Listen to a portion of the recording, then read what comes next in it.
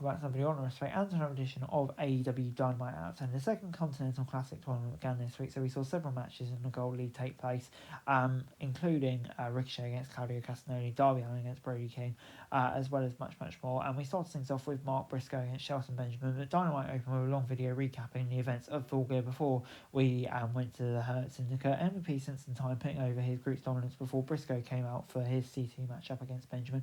Due to the rules of the tournament, Lashley and MVP were not allowed at ringside, but they tried to intimidate Briscoe during his entrance. They started with a handshake, but it was just so Benjamin could try and get an early advantage. Immediately picked up the pace and turned it into a physical fight that went in and out of the ring multiple times before the break. Briscoe got in some offense here and there, but most of the match was Benjamin putting on a dominant play. He had his opponent outmatched in power, speed, and technical ability and agility. The one advantage was he didn't become unconventional, with Briscoe had looked up. This is a fun outing to kick off both the Dynamite and Continental Classic. Briscoe did a good job selling for Benjamin to make him look like a beast, while selling himself to make him look good throughout the tournament. After a good fight, Benjamin scored a clean win, and for me that's probably the right result. I'll give it a 6 out of 10. I think both these outsiders, but yeah, could cause some issues. So yeah, I think good start. Mercedes Moné and Camille then came out so the CEO could brag about her Fullgear win. She was about to fire Camille, but the Brickhouse took the mic and told her off before quitting and walking away. So yeah, that could be the next feud for Moné, and I think it's about time for Camille as well. Really intrigued to see what she can do on her own. Before Jericho was out with Big Bill and Brian Keith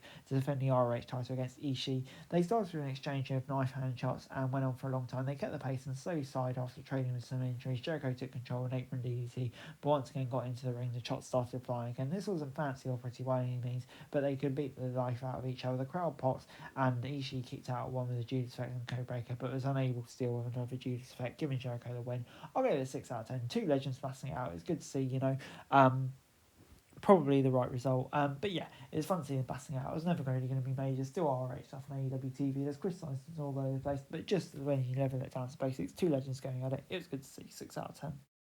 Hangman and Jay White then got into a yelling match that was interrupted by Pac and Yuta attacking both men. Shafir showed up and almost took a Blade Runner from Wright before Moxley arrived to choke him out, and after everyone cleared the ring and for more Raiders violence, Castagnoli came out to take on Ricochet in the CT match. The High Flyer got in some decent offense before the Swiss Star took control and started punishing him at ringside. These two have been in the ring together many times over the years, so it took no time at all to kind of get their groove. Not only are both of them great performers, but their skills are so kind of mesh well together.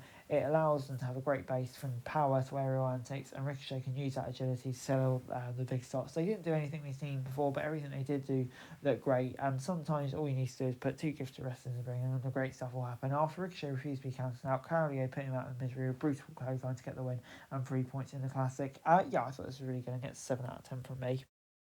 Adam Cole, Mike Bennett and Mike Taven were out to talk about what happened to Roderick Strong at Fullgear before O'Reilly eventually joined. Both men wanted to fight MJF, but the heel said he was focused on the Battle Royal next week. Cole and O'Reilly both entered the Battle Royal to get a shot at MJF, teasing tension, which I kind of felt was coming, kind of the way they've got this way makes sense for the story. So I don't mind it at all. Before Hayter and Aminata took each other on in the International Cup Women's Cup tournament, they locked up and tried to overpower each other to take control. Hayter won the initial exchange, but they kept locking up and trying again, and the former champ was the first to take control, but the Queen didn't make it easy for her. They traded just strikes before Hayter hit a snap suplex to send us into a break. This was a tough and physical battle and made both of them look great. Aminata's really taken her own this year, but a Haterade gave Hayter the win, and what was a really decent match. I think both of them look great here, but Hayter for me getting the win is probably the right decision, and she advanced in the tournament, so gets a 6 out of 10 from me.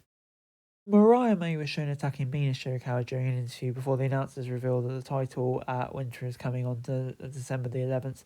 Can't wait to see that match. That's going to be a banger. Before this week's main event saw two long-time rivals doing battles in the C2.